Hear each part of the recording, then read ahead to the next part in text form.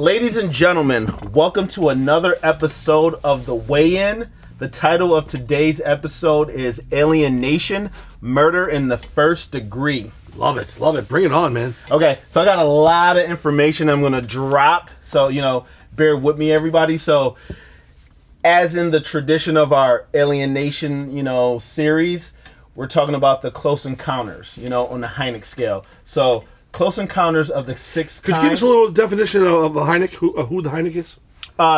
He was a famous astronomer who kind of encapsulated and started the close encounter scale. So close encounters are the first, second, third, and fourth kind, and then there was an extension 5, 6, and 7. All right, so he's relatively within the last century or so. Yeah. He's not like 1600s like Darwin or something. No. Like definitely 1900s, Okay, cool. Okay, very good. Yeah. Bring it on. So, close encounters of the sixth kind is the death of a human or animal associated with a UFO sighting. So, obviously, murder in the first degree, we're talking about murder, so I want to break down a little bit of murder in the first degree. So, first degree murder, an overview. In most states, first degree murder is defined as an unlawful killing that is both willful and premeditated, meaning that it's committed after planning or lying in wait for the victim. For example, Dan comes home to find his wife in bed with Victor. 3 days later, Dan waits behind a tree near Victor's front door, shoots and kills him. Most states also adhere to a legal concept known as the felony of murder rule, under which a person commits first-degree murder if any death, even an accidental one, results from the commission of certain violent felonies such as arson, burglary, kidnapping, rape, and robbery. So if you do anything under those listed, you will get charged with felony murder. So the elements of first-degree murder. State laws categorizing murders into first degree, second degree, and possibly third degree murders include 3 basic elements: willfulness, deliberation, and premeditation. So, intent. In terms of willfulness, first degree murder must have specific intent to end a human life. This intent does not necessarily have to correspond to the actual victim or a murder in which the killer intends to kill, but kills the wrong person or a random person, which still constitutes as first-degree murder. Furthermore, under many states' laws, killing through action showing a depraved indifference to human life can qualify as murder in the first degree. So, if you intend to kill somebody and they have enough evidence showing that it was willful intent, like it wasn't an accident, and sometimes if it was an accident, but and that kind of follows under manslaughter, once again, you can be tried for first degree murder. Yeah, it's in the bag if they got that much data. Yeah, that's what they're going for. There's so many different elements they try to bring upon you, So we have aliens. This is a thought experiment. We have aliens. They've come to our planet. They've integrated with society. Okay, I got you. So what happens when one of these aliens kills another human being? Well, if they're going to how do you think the people are going to react? Not the court system, not the law, but just the people, society in general. The people are going to react very harshly because it's still going to be another form of racism, even though it's a robot or whatever it might be, or an alien, whatever it might be. I'm talking like they're going to react harshly. Yeah. Is what I'm going to say. They're going to want serious justice, because it doesn't matter if you're an alien. It's still you did the deed. That's the problem. I thought you're not going to be able to skip around it. See, I definitely think that there's going to be that fear, and I also think there's going to be that coalescing of all types of humans saying, a human died at the hands of an alien. We want swift and immediate justice. But here's the thing. Will these aliens receive some type of intergalactic diplomatic immunity? Depends how much fear we have against them. Like, obviously our government, even right now in the real world, our government, seems to have some kind of a communication, be it distant, whatever it might be. There's obviously some fearfulness. There's a reason why everything's amped up the way it's been recently. There's obviously a lot of things flying around. There's a lot more stuff that's been caught on video. Yeah, they've been slowly unpacking, bringing things out. So we're gonna let them slide a little bit, maybe. You're thinking? Here's the thing. I can see it actually. Here's the thing. So, though the public will want swift justice. I definitely believe that the public are going to want swift justice. Hang that dirty alien up, do whatever. But here's the thing. So you have a extraterrestrial species that has learned intergalactic travel. Yeah. You know, come to our planet from galaxies away. Who knows what they may have, like the technology they may have. Like maybe they have some technology, some machine that can form like instant gravity without mass. Maybe they figured out time dilation. You know, maybe they figured out a renewable energy resource that we can use and solves our energy costs. And they say, okay, this human being, and this could have been a moral, so lawful you're saying a little trade-off might take place. Yeah. I believe there's going to be like a Chinese wall, some backdoor conversations where they're going to be like, we're going to let this slide if we get this certain tech. And then it's like, what country does it happen in? What if the shit happens in Russia? And Putin's like, yo, yeah, dude, I don't want to crush America. Like, give me the with his shirt off on his riding the horse. Give me the ray guns. Well, like, there is talk of their versions of Area 51 type of encounters that took place in Russia after 51, and then in recent years, in the 70s and 80s, there was talk of China having a lot of situations that were going on. So, I mean, you know, we do realize the fact that technology has definitely ramped up a lot higher. It's gone a lot pretty fast within the last decade or so. We see it in the digital aspect with movies and films and, you know, technology. But in the robotics aspect, I mean, there's a lot going on behind the scenes we don't know about. Why is there so much interest in going to Mars? You got Musk and everybody else involved with NASA. They're all, you know, you got the space exploration team. There's something going on here. Okay, I definitely dig that aliens, visitors, travelers have been here. But think about this as well. How do you like we have our own sets of morals. Sure. We're human beings, but what if alien culture does not see killing as an unlawful act? Like if we've integrated them here, like, are they isolated? Do they have their own utopia and they get to come into our cities? But if they are integrated and everything is just coalesced, everybody's together, what if they just have a different set of laws and a different set of morality? How do we tell them that they're wrong? And then here's the thing, too.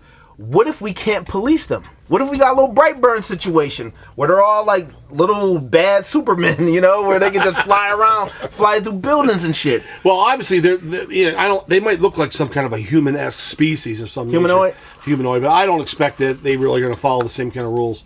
You know, they're probably a bit of a hybrid. They probably have some type of humanity in there, like their humanity, but they're so advanced that I don't think they look at things like a human's a human. We're still in a little bit of a scale of uncivilized in many ways. Exactly. Even though we're advanced in different ways. And they may say, we went through your internet.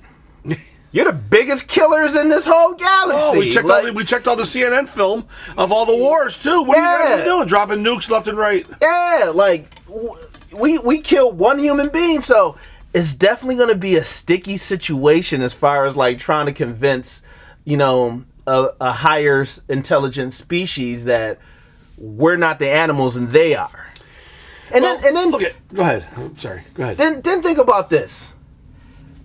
What if the killing takes let's define the killing. What if it's eating another human being?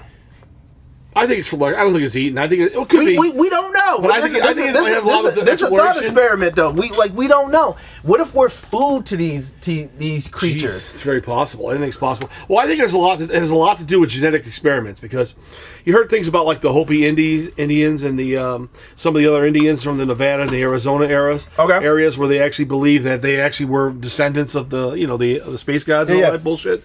And the thing is, like, and a lot of them were always looking up at the skies. You know how everybody was so in tune with the stars? The aliens might have been just taking all these people continuously for genetic experiments. Bringing them back. And bring it back, and that's why, possibly why we're a bit advanced and everything. I was watching that Joe Rogan podcast with Bob Lazar, and they were talking about that. What if they came down here to Earth, started tinkering with humanity, and I don't even want to say fetish, but our obsession with technology is something that the aliens put into us so we can build whatever they need, like cheap labor. Oh, it's very possible. Because we're very steadily racing toward AI and different, technological advances, like we're obsessed with it, like we can't stop, you know? Yeah, it's like we want to match somebody or something. Yeah. You know, getting back to we talked about, like, obviously they're flying around. Yeah. Who knows if there's been some communication, something's going on. A lot of times, if they are as advanced as they are, and there's footage now, there's things happening in the sky, people are getting stuff photographed from their cell phones. If they're an advanced species of science fiction, not even fiction, of aliens from other universes and things, how come they can't be more mysterious? How come they're so open with everything? In my opinion, and I'm not a scientist, they seem like they're only like within 100 years advanced on us or so, a couple 100 years or something. I could definitely. They're not very. They don't seem like they're that superior or that advanced as you would think. See, I don't know. I can only beg to differ because, like, if they've mastered intergalactic travel, then they're definitely ahead of us. Well, they might be using different loops too, and black holes and different kind of. You ever notice how there's always a lot of circular kind of illustrations? Matter of fact, you saw that in that Ridley Scott trailer we're looking at the other day. There's a lot of those little spinning things represent the universe. Yeah. And a lot of the indigenous peoples of America and around the rest of the world, they all believe, there's something going on with the stars and the whole 9 yards. Okay. It's like, how are the aliens that we're dealing with now? Are they descendants of the ones from the biblical days? Because they could be. They definitely could be, but. Like, even if they are, like I said, but they still have travel. They have that ability. It wouldn't just stop there. Like, right. it wouldn't just. But wouldn't they be that much more advanced from the biblical time till now? Yeah, but going back to what I'm saying is, maybe, like, the point I was going to make is maybe they want to be noticed, but not. They kind of want. It's kind of they're teasing it out. They want us to figure out that that we're coming in, like we're kind of their. They are our predecessors, so like they want to say, hey, we're in this galaxy before you, maybe we created you, maybe we kind of pushed you up the evolutionary chain, so we're kind of giving you glimpses so maybe you can see and reach for something else, maybe. Well, we're buying it lock, stock, and the barrel. We're buying it. Maybe the appearance of the flying saucers is just for us to want to reach for something bigger, which could once again tie into that. They just want us to make their shit. Yeah. I see what you're saying. It's almost like by the revelation of the spaceships and whatever we see in the sky, right? Yes. Obviously, it's like we think we're that much closer to being able to, to be on their level. Yeah. Because I actually think there's a little bit of a Little Red Riding Hood scenario going on. Like they're laying the popcorn out, and you're following the popcorn, and the little wolf is going to get you at the end. It's all a setup. Okay. I think we're being set up is what it is. Like I was talking about the Hopi Indians and some of the other ones from around the different parts of the world. I think they were willing guinea pigs to go to the sky. They were willing to go with these aliens out to wherever they lived, and that became the way they were able to experiment on the human being and reseed that back into the countries. And kind of figure out our biology, our chemistry, and I think there's still a couple steps ahead of us. No. I would definitely believe that. And they got an ulterior motive, so maybe we're just clutching on straws, but I am concerned a little bit about it. Obviously, they're concerned a lot more about it than we are, because you can tell what they've been doing and whatnot. But we're close. One little experiment away. If something's going to break, and we're gonna find something. But my thing is, like, if you were in a superior alien race, you would definitely want to see what the other guys are doing. Like what the other races, down the line are, what they're getting into. How far they got to. Yeah. And if, like all, if you think about particle physics and, energy and elements and all of that, if we all have access to the same, basic building blocks of the universe, if they can make some shit that can destroy a planet, that means that we can come up with some shit that can destroy a planet. So maybe they're just checking in to make sure that we don't get a little bit too crazy. Well, I think you're right about that. I think they already know that we're a little barbaric in many ways. And we do drop bombs. We do war a lot. So there's been talk of a lot of sightings around nuclear areas and nuclear testings. A lot of ships being around those areas. Yeah. So they are watching. Almost like you might say, like, hey, if they're getting a little too far advanced, we gotta tap them down a little bit, possibly. And then think about that. So maybe they go in and they say, hey, we had to destroy the ship with these people because like y'all were about to drop a bomb, or we had to destroy the scientist, we had to murder the scientist because he was about to stumble on something that would destroy half the human race. Interesting. So maybe they think we're a lot further advanced than they actually want us to be at this time, or they knew this was potentially coming. Yes, we don't have the morality to have the technology that would allow us to be an advanced civilization. Yeah, because you're still a little raw on the one side, even though you want to be advanced on the technological side, you have to get that balanced before you really are on Zen with them, you may say. Absolutely, because if we still have that greed, we're fighting, we're warring, then we just blow everything up. We're more dangerous than anything to them. Yeah, we don't want to waste a planet, and they don't want us to waste a planet, I would assume. I don't think so. I just think they like the fact that this planet is alive. It's blue. It has water, which is the building block of what makes us, thrive. But that's human life. We don't know what like the genetic makeup of an alien species. Dude, it's very possible we're already descendants of aliens in theory. That could be. I mean, if they were fooling around back in that biblical style era, anything's possible. Well, hey, this has been a fantastic episode, my friend. Yeah. So, ladies and gentlemen, thank you for watching. Well, not watching yet. Thanks for listening to the show. That was the weigh-in. Woo! I believe. I want to believe. I want to believe. Shit, I believe.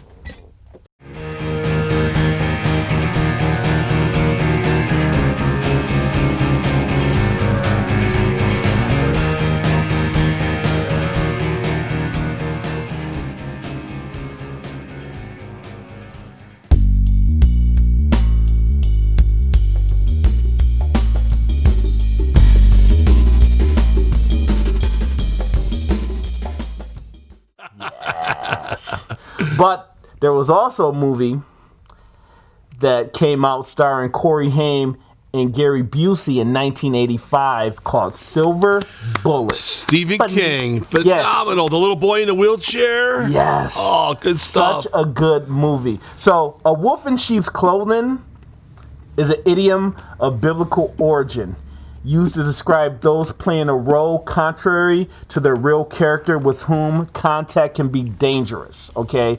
So these are people who they may come off and give the kind of behaviors of being one thing, like a good guy, but they're really deep down, they're really bad people. These are the people that you have to watch out for. Like they play the sheep, but they're really the wolves. Yeah, that werewolf persona, the full moon and all the legend stuff that's based on it, it's really quite legitimate when you really think about it. Are you a werewolf guy? I'm kind of a werewolf guy, but I like the legend a real lot too. Okay. Because they say a lot of times, a lot of people who have some sicknesses, and back in the day, they didn't know what they really were all about. That when like today, as you know, the full moon does affect people in general, right? So back in the day, when somebody was sick and they attacked somebody during the full moon, maybe they had a little. He's sniffing the flesh, but it makes a lot of sense because the full moon, when it happened, actually made them a little more crazier. Okay. And these guys probably weren't shaved; they probably looked grubby, long beards. And I kind of think the werewolf persona actually started as a legitimate thing that affected humans, but I don't know if they. Oh, that's awesome! But I don't really know if they were necessarily a real werewolf per se. But I do love the potential of how history might be connected to sick people. Dude, that's very cool. That is a very cool thing to bring up. I like that. So, going into the second thing, lichens and vampires always hang together. And by vampires, I mean bloodsuckers. And by bloodsuckers, I mean people who will drain you for every drop of what you have. Yeah, in real life, there's bloodsuckers everywhere. And in fiction, there's real bloodsuckers. And it's amazing how, at times, Dracula is a wolf.